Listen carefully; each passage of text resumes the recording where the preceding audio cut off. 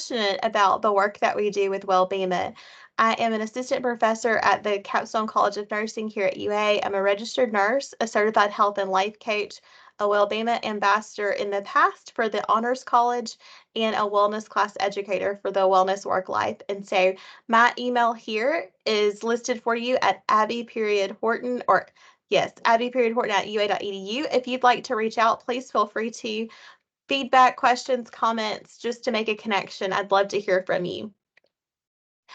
So oftentimes when we think about our objectives in a class, really it's just to inform you. So explore strategies for effective heart goal setting and provide tools and resources for heart goal setting. So we'll talk about the difference between heart and SMART goals and how those two can work together. So I don't see this as an either or. I see this as being both and. So I like to always tell people, when you think about making any sort of change in your life, whether it's a physical health change, a mental health change, or just a logistical change, always focus on what you can control. So there are things that matter and there are things that you can control, but sometimes they're exclusive, right? So we want to focus our time and attention in this Venn diagram on the things that we can both control and the things that also matter to us. So we don't want to get lost in the nuances and the minutia of every day, but what is it that really matters to me? And what is it that I can control about that situation? And usually it's things like your attitude and your effort. There are some other examples here on this little remote control graphic, but I think that those are the basics. And so we don't want you to worry about what you can't control, because really that's so much of life. But we do want you to think about the things that are within your control. How can you approach that in a different way? So the goal in this graphic here, it says the goal isn't to get rid of all of your negative thoughts and feelings. That's impossible. The goal is to change your response to them. And I think that's so true. And I've had to remind myself of that this week. We all go through, stressful periods, or difficult times, or, seasons that are more challenging than others. And sometimes that's a week by week basis. This week has been particularly challenging for me on a couple of different levels. And so I have had to think about that as well. I've had to think about and reflect on, where are there changes that I need to make in order to support the life that I'm trying to live and the goals that I'm wanting to accomplish. So even though I do this work and I teach this work, and I really do practice what I teach, it doesn't mean that you're not going to have to reinvent the plan sometimes and to revisit that. So just know that I'm there with you as well. So when we think about SMART goals, we know that it's something that's specific, measurable, achievable, or sometimes people will say attainable or actionable. Those are other A words you might use. That it's realistic and that it's time sensitive or time bound. And I think that that's really helpful when we're looking at professional goals, and where we're looking even at more timeline based personal goals. But there is a component that can feel really clinical about that, where it's just, okay, here's the goal. Let's make sure we, hit all of these targets here, and then we'll be on track. And sometimes we're making our SMART goals and we're, making progress, and we feel good about that, but we still feel a little bit stuck, or we still feel like we are having challenges, or we're not quite enjoying the process. And I think that that's where heart-centered goals can come into play. So heart-centered goals are goals you can't help but achieve, because they're the things that really matter to you on a heart level. And so I don't know if y'all pick a word of the year, and it's a little difficult in Teams to see chat the way that this is set up in real time, but I want y'all to pop in the chat, if you don't mind, if you put a word of the year kind of as a framework for you, as a mantra. Do you pick one word that you focus on, or is this something that's new to you, something that maybe you haven't heard of? And at the end of class, we'll come back to that. But I would love to know. I'm going to see if I can move it over here so I can see if anything pops up. But I would love to know if that's something that you do. Last year for 2023, I picked the word of the year for me to be heart. And the reason that I picked heart was because I felt like, just in doing my own prayer and meditation and reflection, that a lot of times that I'm really living in my head and not my heart. I'm making decisions that my head logistically, practically says that, yeah, that's a good idea. I should work on that or I should do that. But it may not align with my actual heart goals, my actual, needs and personal fulfillment may not be being met. And so I think that that's so important for you to think about. Okay, so Miranda says consistency. Holly says peace. Chrissy says never thought about a word of the year. Okay, well, good. I'm glad. Maybe we've inspired you to think about it.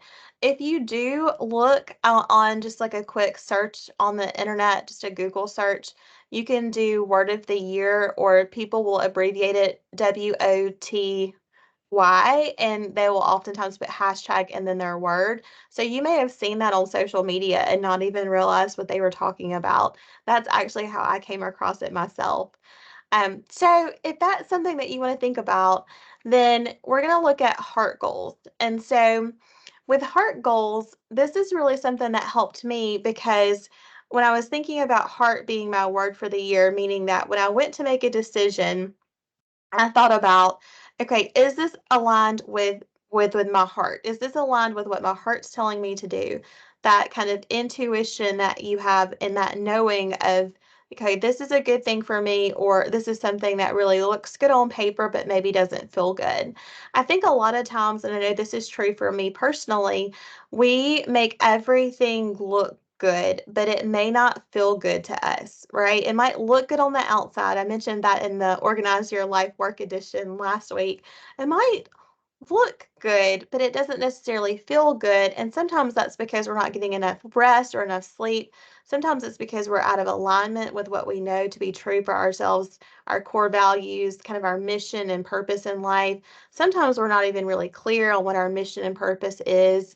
But just like a corporation, we're people that probably need a mission, vision, and value statement. We need to know what's important to us. And so that can really come into play with the heart goals. So H stands for help yourself. E stands for empower yourself. A stands for all of your people. R stands for your resources and responsibilities, and T stands for your trade, or your work, what you do for a living, your career. It just trade happens to be the thing that makes the T work for that acronym. And I did not create this. This was actually created by an influencer and business owner, Whitney English. And she's based in Tennessee, and she has a lot of great resources that are free online. She also has an Instagram and Facebook page, and she has a whole product line that I'll share with you. And you don't have to use any of that, but it is something that I think is a really important framework. If you're familiar with the Day Designer Planner, she actually launched that company before she sold it to Blue Sky. And then she launched a secondary planner company later on, and she does a lot of lifestyle blogging. And I think that that's something that's really helpful when you're thinking about how do you want to include heart goals into your lifestyle. She really has a great framework, and this is what we're going to explore more today. So using this system helps to create more balanced goals. So again, I don't think it's that you use heart goals and not SMART goals. I think it's that you use both together. And so, an overview of the heart goals, this may be a little difficult to read, but with your help yourself, this is really about your physical and mental well being. It's about prioritizing your self care. And if you're familiar with our wellness basics, it's about making sure you're meeting all of your wellness basics. And if you'd like to learn more, we have a class on those. But empowering yourself then is really about taking care of your needs, not just your physical needs. Now we're looking at your mind, your heart, and your soul. So being more holistic about that. So, what is it that you need to do for your mental health, for your physical health, for your emotional health, and for your spiritual health? You don't have to be religious to be spiritual. And I think that's so important. You can be both, or you can be one or the other. And so all of your people then is that you're addressing all of your needs first, and then you're focusing on your relationships. Maybe you're a parent, maybe you're a partner, I like to look at people as the four P's. You're a person first, and then you might be a parent or a partner or a professional.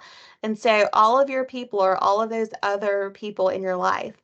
And there's this really neat graphic I saw last week when I was doing some reading. It's about this, it's a concentric circle, meaning there's circles within circles. And at the center is you. And it says that you can have an intimate relationship with about one and a half people, which I think is funny. The one and a half people always is like, okay, how are we getting a half a person? But I think it's just saying that it's one to two people. It might be the relationship with yourself, or it might be a relationship with you and maybe your partner or spouse or someone else that's really significant. And then the circle gets wider and it's 5 people, and then it's 10 to 15 people, and then it's 25 people, and then it's 50 people. And then it goes out to you might have 150 people that you might call friends or acquaintances. And then it can get even broader to say you might have a network of 500. And then it goes even broader to say you might have 1,500 people that you might could recognize their faces. And so I think that that's really important to think about our network and our friendships and things. In the last few years, we've seen that loneliness has been a huge factor in our overall health and well-being. More and more people are saying that they're lonely, and we have more access to people than ever before. And so, why is that? There's this disconnect. And so, when you're looking at how do you nurture yourself and nurture your network, we know, and I reference this study all the time, the longevity study, the Harvard happiness study that spanned more than 40 years, looked at what makes you happy, what makes you healthy. And over again, it's not the things that we think about, all of the factors like sleeping and eating well and going to your, screening appointments and doing preventative care, all of those things are important, of course. But the thing that really connected for all of the folks in the study was that those who had long term, sustainable social connections and good, healthy relationships were the people who lived the longest, lived the healthiest, and lived the happiest lives. And so I think that that's really important for us to think about, because sometimes we get so focused on self or so focused on just those in our immediate household, which is understandable, that we don't think about the broader picture of the people who might be really beneficial to us living a good, healthy life, and you get to determine what that is. So I just want y'all to think about that. But most importantly, you have the longest relationship with yourself.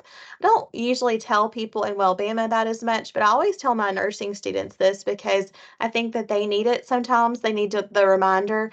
But maybe we as adults need the reminder too that, we have our relationship with ourselves, and it is the most important relationship because it's the longest, closest relationship that we'll ever have. We don't have the longest, closest relationship with our parents or with our spouse or partner or anyone else that we're doing life with, not even our children. So I think that's important to remember because we're going to spend every moment of every day for the rest of our lives, for the entirety of our lives with each other. And so if we can't be good to ourselves, if we can't be kind to ourselves, if we can't take care of ourselves, then it's going to be really hard for us to do that for others. And that's what these heart goals really help remind us.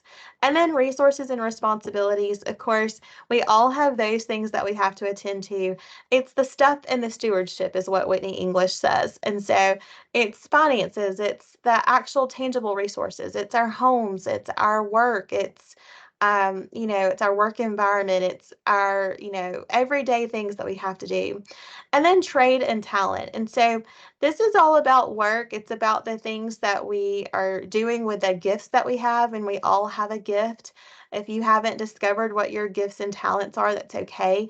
I think there's kind of this misnomer, and I fall victim to this sometimes too, is that I'll say, I don't have a talent show talent. I can carry a tune, but I'm not going to be known for my singing ability. I love music, but I don't play an instrument. That was not something that was prioritized for me growing up, and that's not something I've done now. So I can't play a musical instrument. Um, and I love art and appreciate art, and I'm decent at doing acrylic, floral paintings, but again, I'm not going to be known for that probably. And so, but that doesn't mean that we don't have talents and gifts. And so, if you haven't discovered your talents and gifts, even if it's not a talent show talent, as I would call it, there are gifts, there are things about you that other people see in you, that maybe you don't see in yourself, or that maybe you haven't reconnected with in a while. And so it's doing things like exploring that side of yourself, giving yourself time to develop hobbies and skills and talents and abilities that go beyond just what you do for your work or for your family is really important. Okay, so how we take action with that. I believe that when we feel stuck, the best thing that we can do is to take action. And sometimes it's a really small action, and sometimes it's unrelated to what we actually need to be doing. So for me, for example, today, I need to work on some of my sleep. I've let some stress and some, different situations impact my ability to get good rest. And so I'm looking a little more tired than usual. I'm feeling a little more tired than usual. So I'm making sure that I'm prioritizing water today. I'm going to go and take a mid-afternoon walk instead of doing some emails. I'm going to do some things while I walk to be able to get my walk in on my lunch break this afternoon. And I'm gonna make sure that I get some sunshine. I follow an Instagram influencer. Y'all see a pattern here. All my good ideas come from books and Instagram. But her name is Courtney from A Life Well Lived. She lives in Chicago, and she talks a lot about how the weather impacts her moods and how she feels because it's so cold and it gets so dark so early there. And so she has this saying, and it's not a new saying, but it's her favorite saying of the skies are still blue. And sometimes that's not true. Sometimes the sky isn't blue. Thankfully, the sky is beautifully blue this morning. I looked this morning when I was driving in to see if that was going to hold true for my story, and it worked out great. It's sunny and it's beautiful. It's a little chilly, but the skies are still blue. And it just gives us hope that even when we're having a down day, or even if we're having a stressful season of life, that the skies are still going to be blue eventually. And there are going to be those times where we, are in a different season where we do celebrate and we do feel better. So for my action step this morning, it was to make sure that I got water first thing and made a plan for the day. I made a plan for this evening. I wrote down some goals, and then I had some nervous energy, and so I had a little bit of downtime between when the my last call ended and this call started. And normally I would use that time to check email or do a quick to-do, but instead I decided that I was going to tackle my bookshelf behind me and rearrange it a little bit. For me, I really value aesthetics and having a pleasing, organized environment. I know that because I do that kind of thing all the time. I'm always wanting to rearrange my environment. And then I've taken some assessments like looking at the Clifton Strengths Finders. I've done the DISC assessment. I've done the Enneagram assessment. Lots of different assessments and things to know that even though I do these things every day, my assessments also show that's really something important about my personality. I've done some mission, vision, goal setting things where we've had assessments and webinars, and beauty and aesthetics and cleanliness and organized environments come back time and time again. So I thought, well, maybe if I rearrange my bookshelf and tackle some piles of paper that I need to either file or shred or scan, I will feel better. That's a tip I gave last week. So I wanted to take my own advice, and I'm midway through that process, and I do feel better. I feel like I've taken some real action, even though that's not really addressing the cause of my stress this week. It's making me feel inspired. And when we feel inspired, we then create motivation for ourselves, which leads to more action. And eventually, we do get to the action items that's going to actually move the needle forward or going to address the real issues or the real stressors that we're encountering. And by doing that, we not only build discipline, so self discipline, we also build self confidence and self esteem and self trust because when we show up for ourselves and we take action, then we're really creating the life that we want. And that's what we talk about in the Atomic Habits book. James Clear talks about every habit is a vote for the person you want to be. And I thought that would align nicely with the content today. So, whoever wins that book, I hope that you enjoy it and I hope it inspires you. It's a long read, but it's a really good one. And for the ones that don't win the book, y'all can go and look at my Habit Change archived webinar. And then James Clear has a newsletter and a ton of free resources. So if you want to make some changes in your life, he's a great person to go to for that. So some actionable steps. It might be that you focus on your sleep. I think that that's foundational. If you're not sleeping well, then nothing feels great. Setting boundaries. It might be that you have to set boundaries on what you say yes and no to, or it might be that you take a break from, email and, step away from your desk for a minute to kind of regain gain some clarity. Sometimes setting boundaries with ourselves is really about setting boundaries with ourselves. It's not with other people, but it's with us. It's with saying that I'm going to do this thing, and then you're going to create a system that holds you accountable to that. Having meaningful connections, maybe you reach out to a friend, you text or call them this afternoon. A good friend of mine calls it happy homework, and I think that would be a great happy homework for y'all today is to reach out to someone that you've been meaning to connect with this afternoon. Play and hobbies and fun are so important. We're just big kids at heart. And so doing things that your inner child loves is so important. And then walking is always a good way to kind of get motivated to tackle some things that maybe you haven't been doing or maybe that you haven't been focused on. So helping yourself, that's the H in the heart goals. You could create a sleep goal, a water goal, a nutrition goal, a movement goal. And then I think because this aligns so beautifully with the wellness basics that I teach, I added a meditation goal. And then you have empower yourself. So I want you to think about how am I going to connect with myself, with my emotions? How am I going to find encouragement? We don't always have people in our lives who offer us encouragement every day. So we have to create that for ourselves. When I was a young mother and I was in graduate school, I downloaded an app called Motivation because I didn't have people that regularly reached out to me with encouragement. And so I thought, how can I do this for myself? And I signed up for this app and I had it send me a reminder and a text every morning at 9 a.m. so that when I got into work or, when I was in hospital clinicals or whatever, that was a good time that would give me that instant boost of encouragement. So it was just a text message. You could go to the app and see a longer version of the text, but it was just something that encouraged me that day. And it would send it every day, and I was in control of when it was sent, at what time, and how often those texts came through. And that was the way that I encouraged myself during a season where I was having a lot on my plate and I needed a little bit of extra external encouragement and motivation. And then you can think about how are you going to educate yourself? So there's always opportunities here at UA to educate yourself. I think that we have an abundance of resources and opportunities for that. This afternoon, I'm planning to attend a workshop on campus that's free, and that's wonderful to have an hour of education just for something that interests me. I think there are a ton of opportunities at the college, but of course, there's so many more outside, just free online. So if you have something that you want to pursue, maybe it's a hobby. Maybe you've always wanted to learn photography. That's mine. I haven't prioritized that, but I've always wanted to learn photography.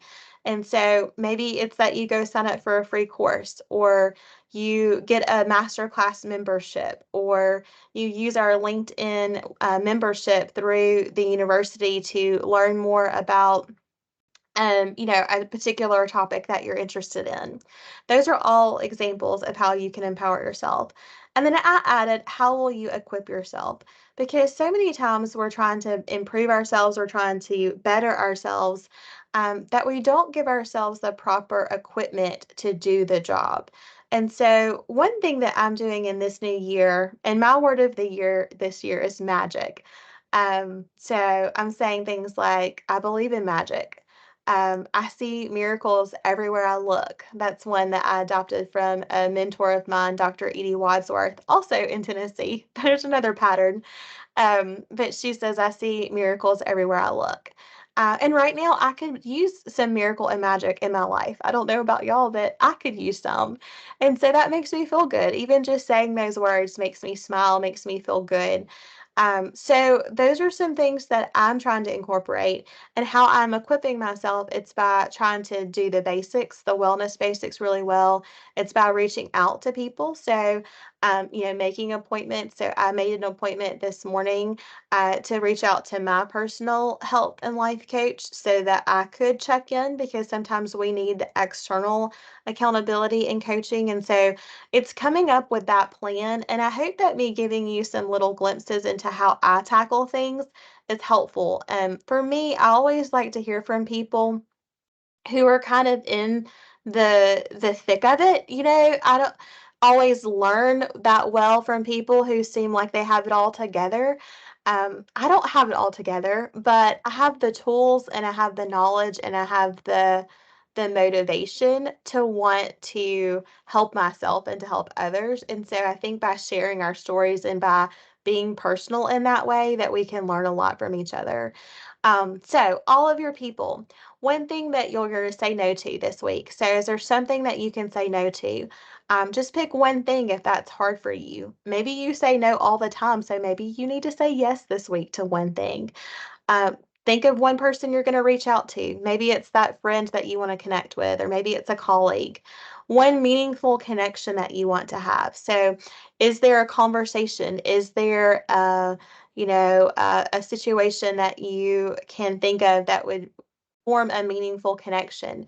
Maybe it's that you set up coffee. So, one of my good friends and mentors, who was actually a former teacher of mine here at UA, I reached out to this person. I've known this person since 2004, and we touch base pretty regularly, but not face to face. We just live busy lives, even though we're on the same campus. And so last night I sent a quick email because it was on my brain, and I said, "Are you available to have a meeting with me? Can we catch up for coffee or something like that and just have a catch up?" Because this is a person who's known me since I was 18 years old and has seen me go through the different stages of my life and career and has always offered a lot of support and feedback. And so I thought, sometimes it's just good to connect with people who remember you win. And so we're going to have coffee next week. And it was really something that was inspired by, if I'm going to ask you to do something, then I should be doing that same work. Where are those things that I need to be doing? Those things too. And then one person I'll have one-to-one time with. For me, I don't know if y'all are familiar with the book called The Artist Way by Julia Cameron. Someone close to me gave me this book, and like I said, I've always been a little upset that I don't have a talent show talent. And so, when the person gave the book to me and said, "I thought you would really enjoy this," and I was like, "Oh," and I was kind of sad about it. It was years ago before I started doing health and life coaching. I said, "Well, I'm not an artist, but thank you for thinking of me. I love a book and I will read it. I will read any book you give me, by the way." And so, and probably tell everyone I know about it. And so the person said, "Well, I think you are an artist. You just might not be, the typical artist. And I think you'd really like it." And I read the book, and it was one of those life-changing kind of top 10 books you've read. And it was all about, how you create time for yourself and time for creativity. And her premise in the book is that there's always, creativity within us. We just may not see it as that. And so the person that I need to have one-to-one time with this week is myself. And Julia Cameron calls those artist dates, where you go and do something that allows you to have some rest and creativity and something that's fun. And so I haven't mapped what that's going to look like out for me, but on Friday, I'm going to take some time to have an artist date. And it may not be that I can take a full day or even a half a day like Julia Cameron suggests, but I can have an artist date for an hour, and that's what my plan is. So that's in the works. I'm thinking about what I could do that would really be fun and creative and allow me to have some good rest and some playtime. So I hope that y'all will think about that as well. And then if you love that kind of work, definitely think about that book. Okay, so resources and responsibilities. Income and budget. I think that income and budget check-ins are critical. I think it's something that we often don't want to do. I'm having an income and budget check-in this week myself, with my family and with our accountant. And I think the things that we avoid are the things that we probably need to tackle most. So if you're thinking about where to start, I think that's always a good place. In positive psychology, they always tell you to examine the resistance. So just meaning examine the thing that you really don't want to do, the thing that you want to put off, the thing that you want to procrastinate, the thing that you don't want to talk about is probably the thing you need to talk about most. For me, I have automated a lot of our income and budget and financial things because it's not my favorite thing to do. But it's something that's really necessary and helps you with your overall health. When we think about health and wellness and the dimensions of wellness, we often don't think about financial wellness, but it is one of the 11 dimensions of wellness. And so, because I know that finances aren't something that I enjoy talking about, and it was on the short list of things that growing up where, it was a taboo to talk about finances with anyone, then, it becomes one of those things that you sometimes just avoid, right? Even with our closest friends, even with ourselves and our partners. And so I've done a lot of things where I can ignore our finances because I've automated it enough that it can run with just check-ins periodically. So I really recommend that for things that fall into that category. You can't automate a lot of things, but you can automate enough things that make it, manageable for you. So what bills do you have coming in? What debt do you want to tackle or reduce? Kudos to anyone that doesn't have debt or student loans or things like that. And then how do I want to give back and how do I want to invest? An investment is not always about financial investment. Sometimes it is, but sometimes it's how do I want to volunteer? How do I want to serve? Service for me is a huge, huge part of my makeup of me and my family. And so, my family and I have 5 children, for those of you who don't know me, and two sets of twins, ages 11 to 16. So they're growing up, but they're a fun age. And so, about 3 times a year, we actually cook for Meals on Wheels through our church. And so, this past weekend, we were able to prepare 130 meals for people who are in the Tuscaloosa Meals on Wheels program. And that's the way that we give back and invest. So, giving your time, giving your money, all of that's important. But sometimes it looks like a service opportunity, not that you've written a check or you've made a donation. So give yourselves credit for those ways in which you serve. And I'm sure all of you probably do in some way. You just may not think of it in that way.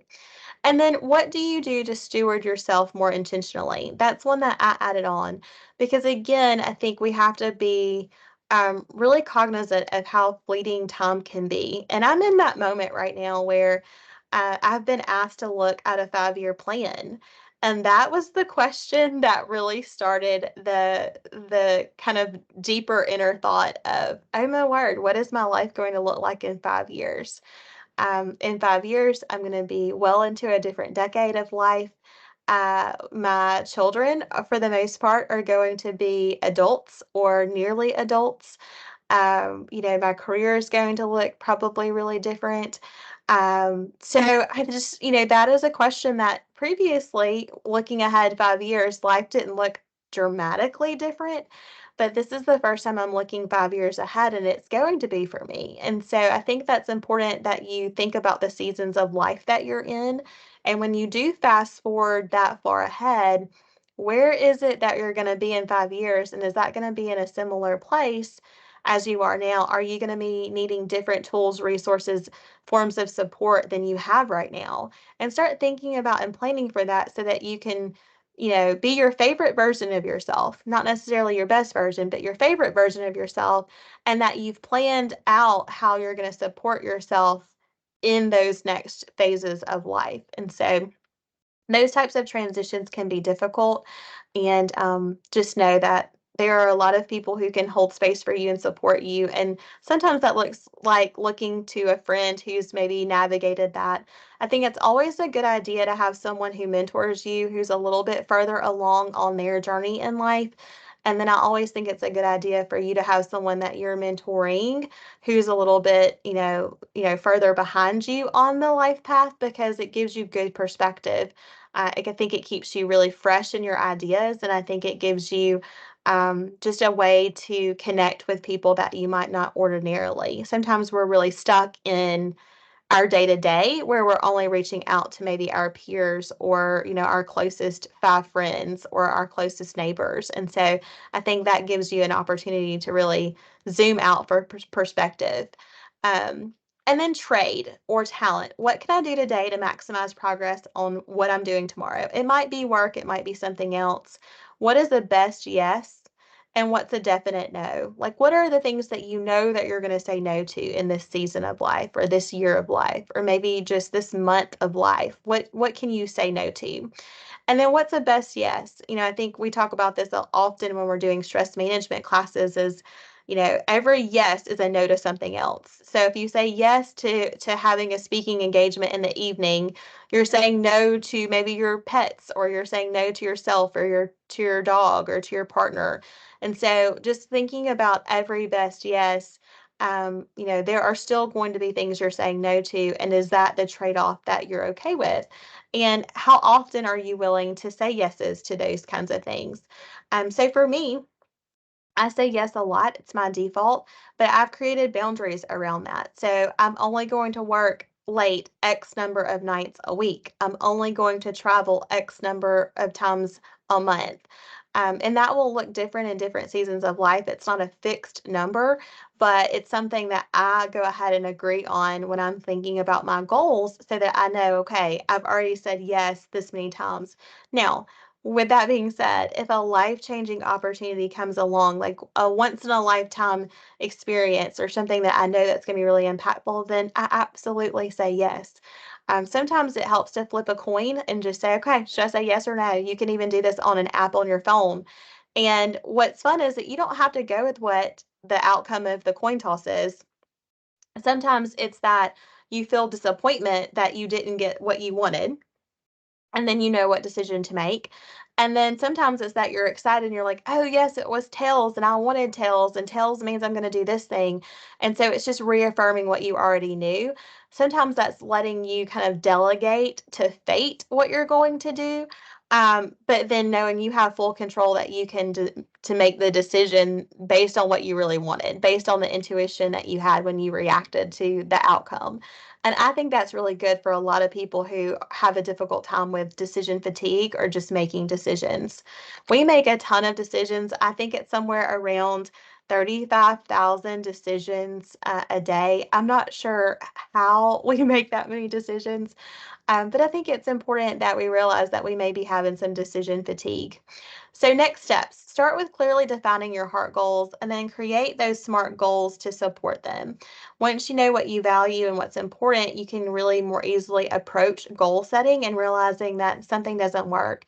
And one thing that I have a really difficult time with, and you may as well, is that when I was growing up, we had to start something and we had to finish it to completion. I would love to know in the chat if that's true. I'm going to drag it over so I can see it.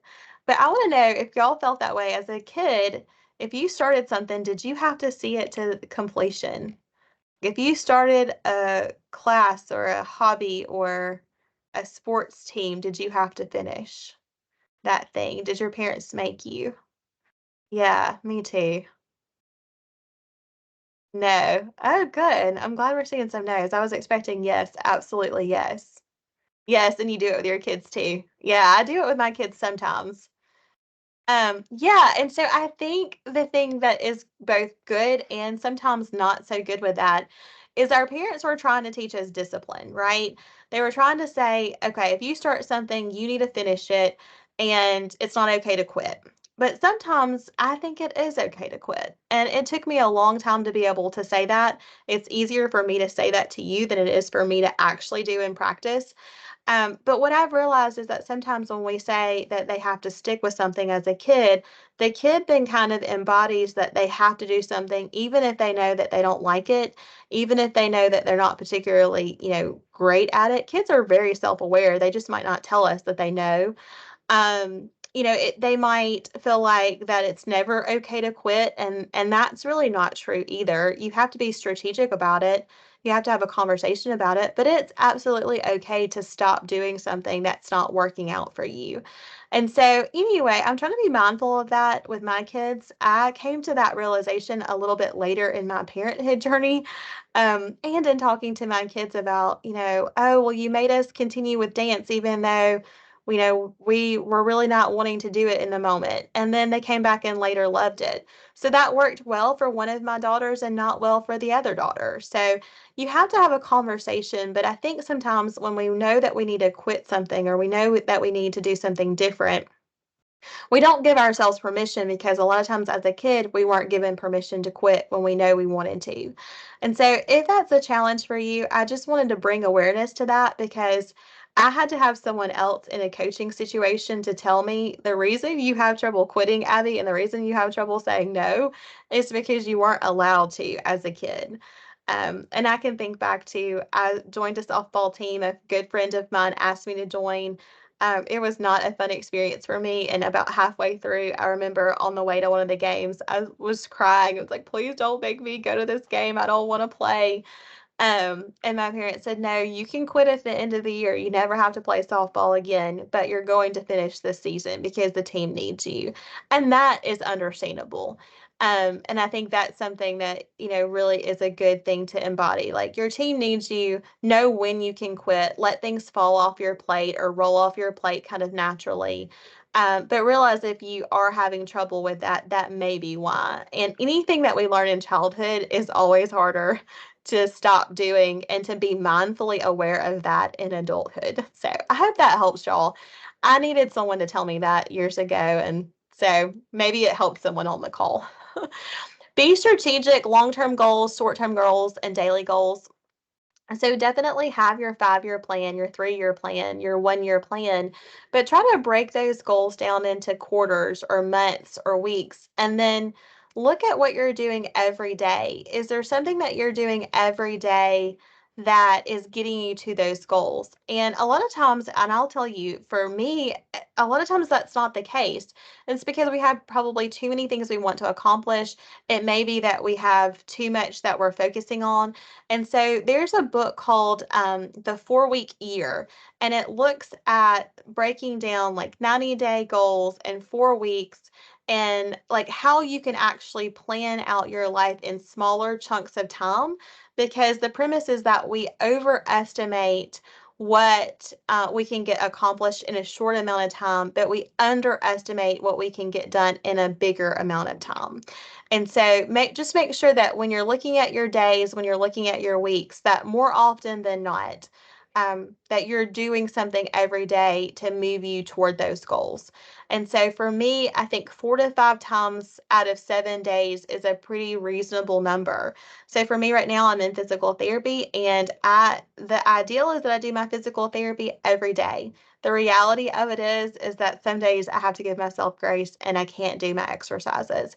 But if I hit those goals of meeting it 4 to 5 times a week, then I can feel good that I accomplished what I was set out to do. And if I do more, that's great. And if I do less, then it lets me be accountable to me and to my physical therapist that, okay, I need to work on a different plan. How can I get this into my everyday? And how can I get it into the worst day, right? Not the ideal day. Ideal days, it's easy to get my checklist done. How can I do the things that are going to move me toward my goals, even when the day has been really difficult, right? Even when it's been really busy? That can really help a lot. And then just allow yourself to be fully human. We're going to make mistakes. We're going to have off days. We're going to have seasons that are more stressful than others. But heart goals are really about using a system that works for you, that works for your resources, for your strengths, and that capitalizes on the good things about you that are going well in your life, right? So what works for you right now in this season of life may not work for you in the future, and that's okay. That can be a very scary place to be in.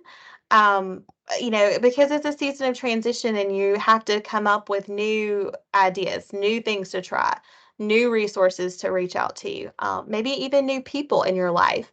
And so just know that that does take work and it takes maintenance. And I'm in that phase right now where a lot of things in my life are transitioning. And so I'm having to think about that for myself and getting someone else to talk through things with you. taking extra breaks, building in extra time for self-care are all really difficult to do, but necessary to be able to give you the space and the time you need to be able to think about it, right?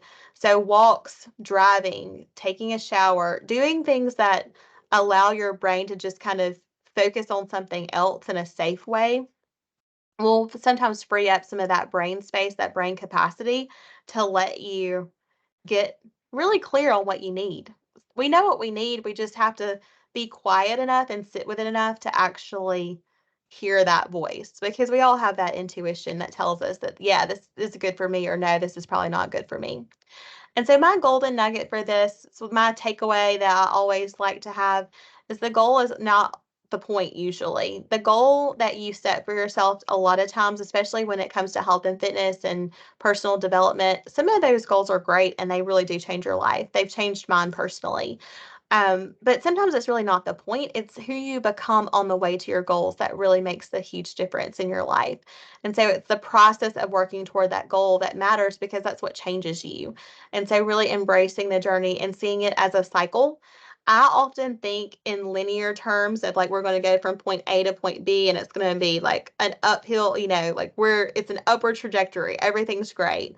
We're going to start here, we're going to end here, and it's going to be amazing, right? A plus gold stars. But life is really more like a cycle where things are going well, and then we get a little off track, and we've got to come circle back, and we've got to relearn something we've already learned, and we've got to, redo a path. It's just always a learning cycle. So I hope that helps. This is a little poem, I think, again, it's one I pulled last year, but definitely applies. It talks about just the stubbornness of the heart, how much our heart has done, how much it's endured for us. For me, heart is really about soul and intuition. And so, it says, here in my heart, that's where I find freedom. That's where I find understanding. That's where I find myself. And so I hope that you give yourself time to really use that heart acronym when you're doing your goal setting. But more importantly, I hope you give yourself time and space to really embrace what your heart's wanting and what it's telling you. Um, and that you are able to take some of these things away from the presentation to incorporate into your everyday life to make it what it is you want it to be. We all deserve that. So we've got some resources I'll share with you. This is a reflection prompt activity. Certainly, you don't have to do every one of these. You could take one a day for a month, or you could, take one a week for, 30 plus weeks. But these are here for you. I think it's important for you to look at, if this were going to be my last year, or if this were my last opportunity to do this thing. Sometimes that gives us the clarity that we need. So these are prompts that can be worded a little more kind of skewed more to the negative, but I want you to make them positive of like, wow, if I had one last opportunity to do something, what would I want that to be? I think that just gives us the clarity and perspective sometimes we need.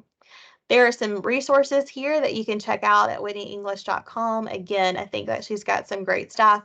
The Day Designer printable collection is always a favorite. I didn't plan this, but I actually have one of their printables right here that I'm going to use as a brain dump of some of the next actions I need to take. So you can get that printable there. And then the jamesclear.com site. This is a link to Whitney's blog. She does a really great job of taking what she calls sabbaticals. And so she is on a sabbatical right now. So her website may not be fully operational. She usually closes it in her shop while she's taking these breaks for her and her team. But this is her book. It's called A More Beautiful Life, a simple 5-step approach to living balanced goals with heart. And it's a great practical read if you're interested in learning more, and it's available on multiple retailers. So you don't have to wait to get her site to have access if that's something you want to read. I wish I had a copy of that book to give you. I actually gave my second copy to Miranda last year because it's just a really, really good one. And Miranda and I share a lot of the same goals. So this is a notepad that Whitney actually has. I have this and I use it, but to tell you the truth, more often than not, I just use a blank notebook with this help yourself acronym. But she does have this really nice notepad if you would like to use it that you can purchase. It's usually around $12, so it's a great deal. And it's not something you have to do every day. I think this works really well for like a week or two at a time.